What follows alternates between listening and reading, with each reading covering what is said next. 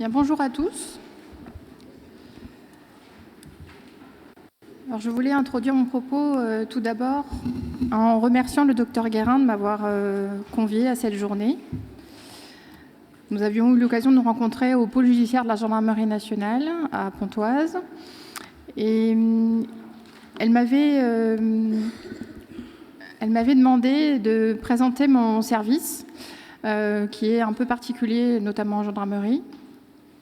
Il se trouve que depuis le mois de septembre, j'ai changé d'affectation, donc je vais vraiment vous faire partager mon expérience de 17 ans au sein d'un département spécialisé qui s'appelle le département des sciences du comportement, donc en gendarmerie.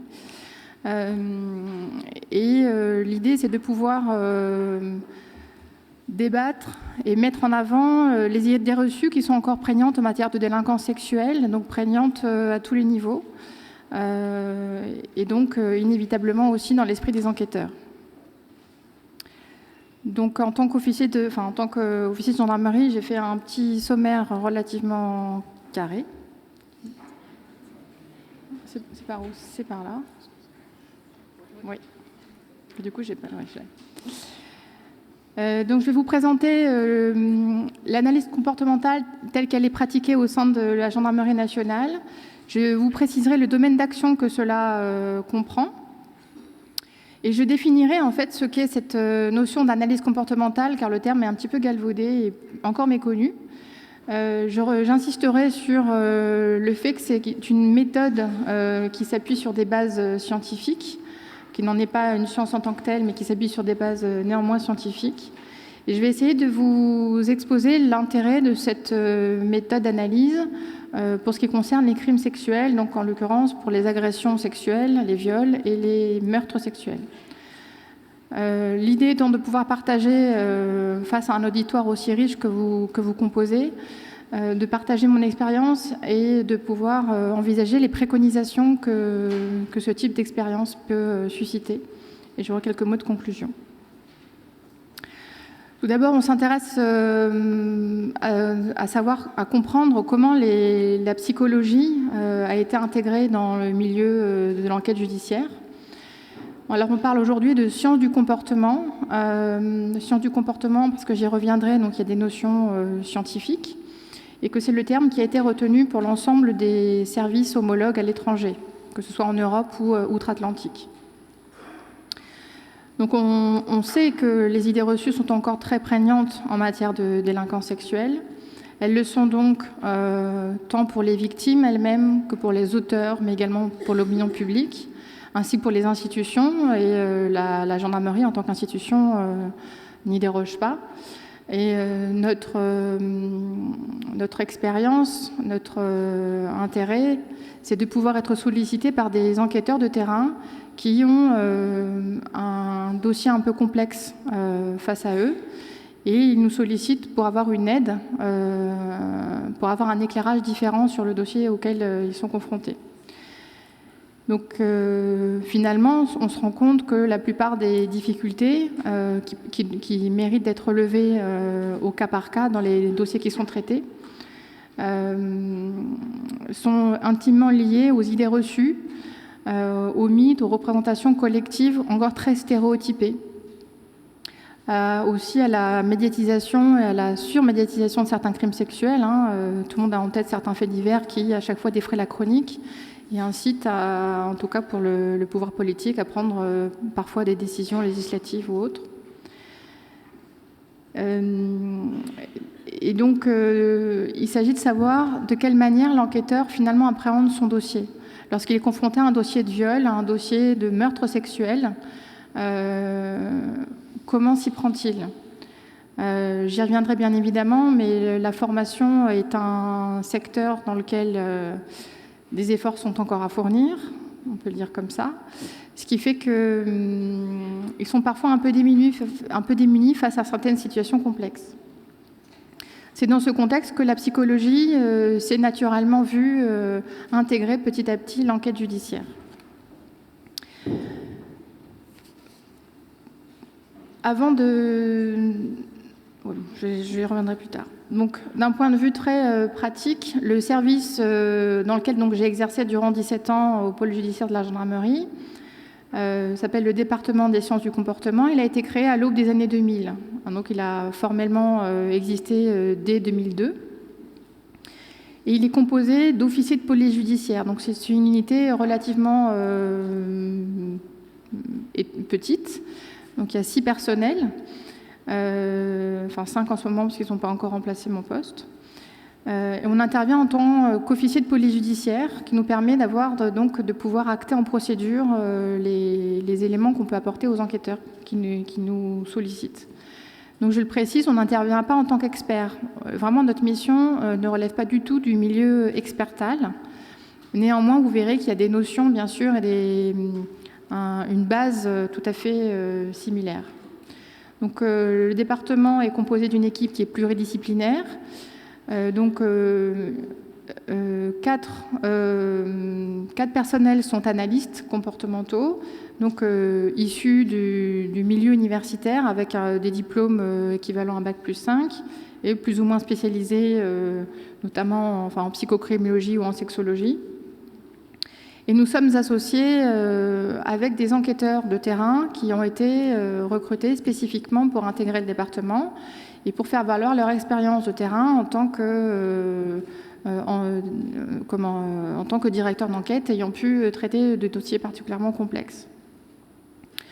Donc les OPJ et nos missions s'exercent sur tout l'ensemble du territoire national, donc on a une compétence nationale, ce qui peut paraître anecdotique, mais qui a son importance, car on peut sans difficulté intervenir donc sur tout le territoire, y compris en Outre-mer, si besoin,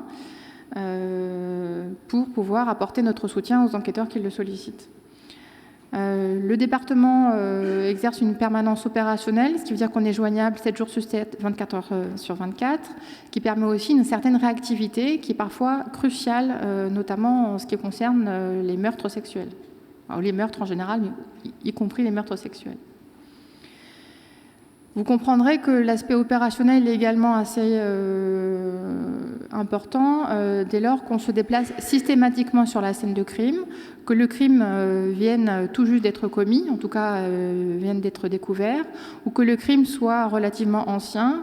J'ai par exemple eu l'occasion de me déplacer sur un site dans le cadre de ce qu'on appelle un cold case, un dossier vieux de 20 ans, et les lieux ont été une source d'informations très importantes, très intéressantes, car il se trouve que le lieu était assez peu modifié.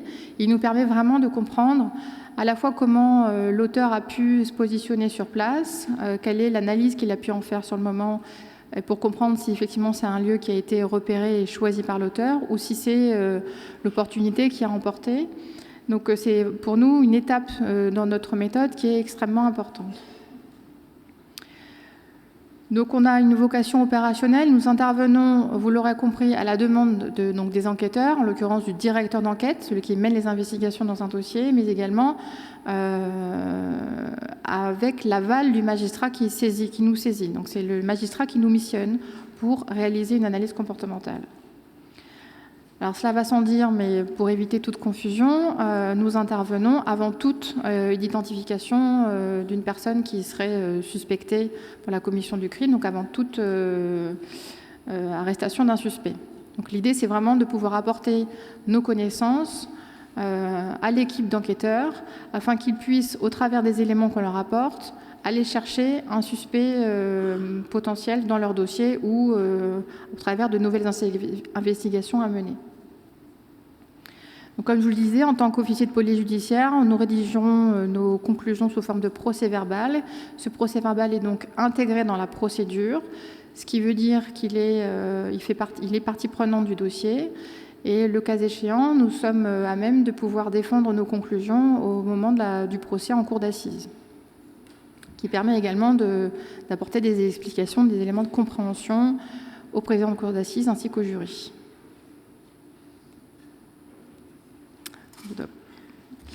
En termes de domaine d'action, je l'ai déjà évoqué, mais pour le préciser, donc le département intervient pour les crimes graves aux personnes. Donc il s'agit des homicides, j'y reviendrai, qu'ils soient à connotation sexuelle ou non. On intervient également pour les viols et les agressions sexuelles, pour les enlèvements et les disparitions, que ces actes soient commis de façon unique, ponctuelle, ou qu'ils soient inscrits dans une série. Notamment pour ce qui concerne les viols et les agressions sexuelles, il est plus fréquent que nous intervenions dans le cadre d'un phénomène sériel d'agression que pour un acte unique. Mais ça peut, en fonction des éléments dont les enquêteurs peuvent connaître, on peut également intervenir dans ce cadre-là. L'idée, c'est de pouvoir travailler à partir des caractéristiques particulières liées aux faits. C'est-à-dire qu'il nous faut des éléments de comportement, en quelque sorte, à interpréter, à traduire, pour pouvoir apporter notre aide, notre éclairage à l'enquêteur.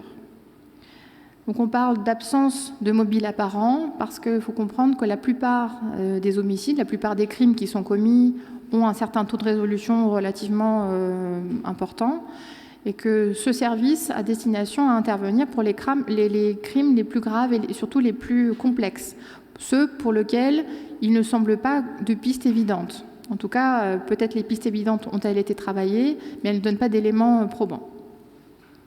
Donc il faut savoir que notre domaine d'action il est assez particulier à ce sujet. Pour préciser en termes un peu plus scientifiques ce que veut dire l'analyse comportementale, vous aurez compris qu'on parle du comportement criminel de l'auteur. On a fait le choix de retenir le terme d'analyse comportementale au détriment du terme de profilage ou profileur qui doivent évoquer dans les esprits d'un certain nombre d'entre vous des notions. L'idée étant de se départir là aussi des idées reçues et du mythe qui peut aussi entourer la notion de profileur. Vous verrez, je vais vous présenter succinctement la façon dont on travaille au sein du département. On est loin de la fiction, on est loin de l'intuition pure, vraiment loin. Ceci étant dit, nous nous basons dans un premier temps sur les résultats de la recherche scientifique, donc la littérature bibliographique universitaire qui existe en matière notamment de criminels sexuels et de délinquants sexuels. Alors les dernières années voient des publications en nombre davantage francophones, mais dans un premier temps, c'est vrai que nous avons beaucoup travaillé à partir de la littérature anglo-saxonne, qu'elle ait été américaine ou anglaise. Et l'idée, c'est pas du tout de faire un choix de doctrine sur la manière dont on comprend le crime, mais c'est de comprendre comment on peut trouver des explications afin de comprendre comment l'individu a pu se comporter, afin de pouvoir aider les enquêteurs à l'identifier. On reste toujours dans ce raisonnement-là. Donc on peut évoquer les typologies de criminels et de crimes, qui sont des classifications qui sont tout à fait critiquables dès lors qu'on s'en sert de manière, j'allais dire, outrancière, mais qui sont néanmoins une base, c'est-à-dire que c'est le reflet d'un type de crime et d'un type de criminel à un moment donné en fonction de l'échantillon qu'il concerne. De la même manière, les théories explicatives apportent des éléments très intéressants sur la manière dont on peut comprendre les faits. Donc il ne s'agit pas de prendre parti, mais notamment les théories intégratives permettent d'avoir une approche qui est à la fois psychologique, à la fois sociologique, mais aussi sexologique, médicale, médico-légale. Donc c'est en ça que c'est très intéressant pour comprendre le phénomène en lui-même. D'un point de vue plus méthodologique, les sciences du comportement respectent quelques principes de psychologie d'investigation. Alors on parle davantage de postulats que de principes, au sens où ils sont là encore potentiellement critiquables.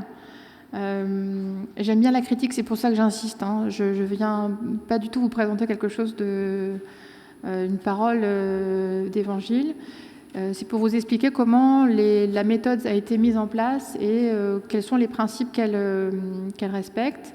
Donc on part de l'idée qui, là aussi, peut paraître évidente, mais selon laquelle les actions de l'individu sont l'un des reflets de sa personnalité. On a tous un ensemble de traits caractéristiques. On est différent et on a des comportements et des pensées qui varient en fonction de l'environnement dans lequel on se trouve.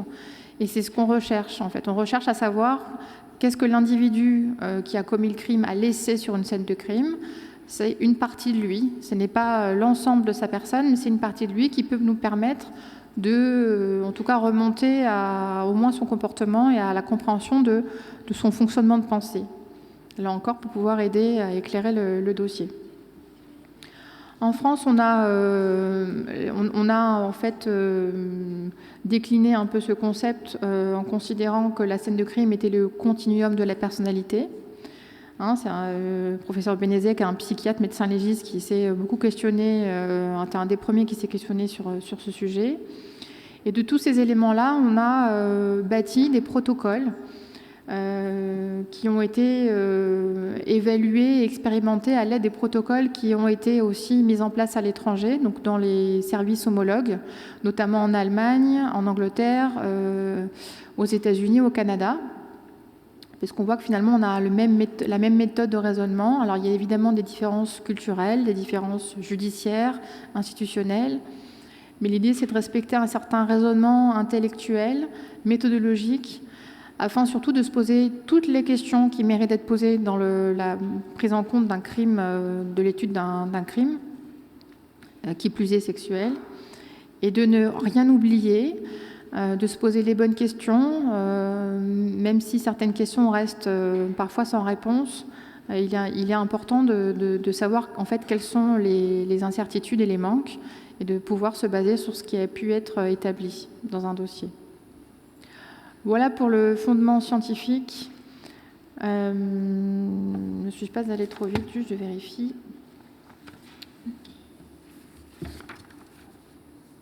Non, ça va. Alors, je voulais souligner l'intérêt de l'analyse comportementale en matière de crimes sexuels, notamment pour ce qui concerne les viols et les agressions sexuelles. Notamment, ce qui est intéressant, c'est de pouvoir prendre en compte la victimologie. Il faut savoir que les enquêteurs, comme les magistrats, prennent en compte la victimologie, mais nous avons le temps de le faire de façon approfondie, et là encore d'avoir une bonne idée de ce que la victime peut renvoyer en termes d'image, de façon générale, mais aussi de façon individuelle, si elle était choisie réellement pour ce qu'elle est, pour la personne qu'elle est ou pour l'image qu'elle renvoie. Donc la victimologie est vraiment une étape, l'étude victimologique est une étape importante.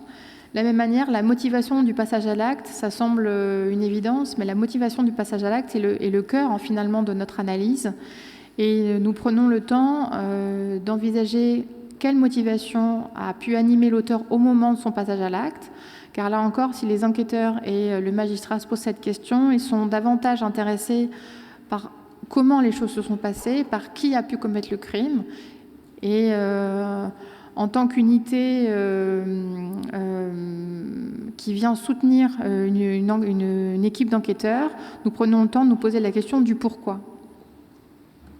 Très bien.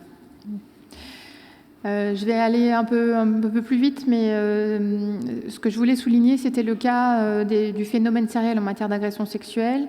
Il y a une notion, vous le comprendrez naturellement, une notion temporelle qui vient apporter beaucoup d'informations, notamment lorsqu'on a une série de faits, il est intéressant de pouvoir identifier le premier des crimes afin de savoir vraiment comment l'individu s'y est pris, s'il a une certaine expérience, si les actes suivants ont été différents, s'il y a une certaine zone de confort qu'on peut déterminer. En tout cas, voilà, simplement pour souligner l'aspect sériel est une question importante. Je vais devoir passer cette diapositive. Il me donne 3 minutes en plus, alors je recule, si j'y arrive. Je voulais simplement souligner la notion de ce qu'on appelle de viol par réassurance. Alors, le terme en lui-même est repris d'une typologie. Il n'est peut-être pas très explicite, mais il vient assez bien traduire cette espèce de hiatus qu'il y a entre la représentation qu'on se fait du viol et le viol qu'on connaît dans les unités de gendarmerie. Ce que je veux dire, c'est que dans la plupart des esprits, en tout cas dans l'opinion collective, on pense qu'un violeur, c'est un homme qui est armé et qui intervient de nuit sur une jeune fille qui sort de boîte ou autre. La plupart des violeurs qu'on connaît, mais j'imagine que l'auditoire que vous composez maîtrise mieux ce sujet, c'est plutôt le violeur qui côtoie sa victime ou qui la connaît, ou en tout cas qui n'est pas nécessairement coercitif, qui utilise une arme davantage pour la menacer que pour la blesser, et ce que je trouve c'est très intéressant, qui finalement tente d'avoir une sorte d'illusion d'intimité dans l'acte qu'il va commettre. C'est-à-dire qu'il va vraiment rapter une relation sexuelle comme si la victime était consentante. Donc il y a vraiment une espèce de déni du non-consentement de la victime. Alors je ne peux pas rentrer dans les détails, mais c'est intéressant quand on voit que le violeur lui-même parfois a des difficultés, a des dysfonctions sexuelles pour commettre son acte, et ça on en a vu très souvent. De la même manière, quand il demande ou quand il menace la victime afin qu'elle-même elle participe au comportement sexuel, sont des indicateurs qui sont très intéressants sur et la motivation et la manière dont le délinquant sexuel investit sa sexualité. C'est simplement pour vous donner le type de violeur auquel on est le plus souvent confronté, j'allais dire, en tout cas dans ce type d'unité dans lequel j'ai exercé longtemps. Je vais passer rapidement, mais je vais juste mentionner en matière de meurtre sexuel, il n'existe pas de définition à proprement parler du meurtre sexuel dans notre code pénal.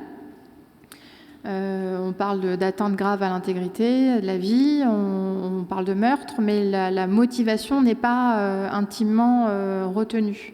Donc ça peut être, c'est vraiment en ça que des explications sur la motivation de l'acte ou des éléments probants peuvent aider à la compréhension du passage à l'acte. Pour ce type de cas, jusque-là, on s'est intéressé à ce qui était défini notamment par les agents du FBI américain, qui avaient effectivement fait état d'un certain nombre de critères permettant de considérer un crime comme étant un crime sexuel. Donc sans rentrer dans le détail, ça reste des éléments qui sont absolument exacts, mais qui du coup nécessitent une preuve matérielle, une preuve intangible. Ce qui est intéressant quand on prend un peu de recul, et notamment dans le cadre d'une analyse comportementale, c'est quand on recherche à savoir s'il existe ou non, on ne la recherche pas nécessairement, mais savoir s'il existe ou non une connotation sexuelle. Vous pouvez être confronté à un crime qui n'a absolument aucun élément sexuel saillant et pour autant être convaincu que la motivation était d'ordre sexuel. L'exemple le plus simple, c'est un individu qui s'approche d'une victime, qui finit par la tuer sans qu'aucune trace d'activité sexuelle ne soit retrouvée et que pour autant il avait l'intention de commettre un acte d'ordre sexuel, qui n'a pas pu, pour des raisons diverses, commettre son crime. C'est intéressant de le savoir, notamment au moment de l'audition du suspect, le cas échéant, et en tout cas de la compréhension du crime. Quant aux préconisations, et là je vais juste prendre encore un instant pour souligner ce qu'on peut révéler, notamment à travers une expérience d'analyse comportementale telle qu'on le fait en gendarmerie, c'est l'importance de pouvoir s'appuyer sur une méthodologie pluridisciplinaire rigoureuse, basée sur un certain nombre de connaissances scientifiques criminologiques, notamment par l'établissement de protocoles, mais aussi par la diffusion de savoirs criminologiques. Il faut absolument et inéluctablement mettre en perspective le crime et les éléments recueillis dans son contexte, dans leur contexte. On ne peut comprendre un élément et un ensemble d'éléments que si on le prend en considération dans un ensemble. Là aussi, il aurait pu être intéressant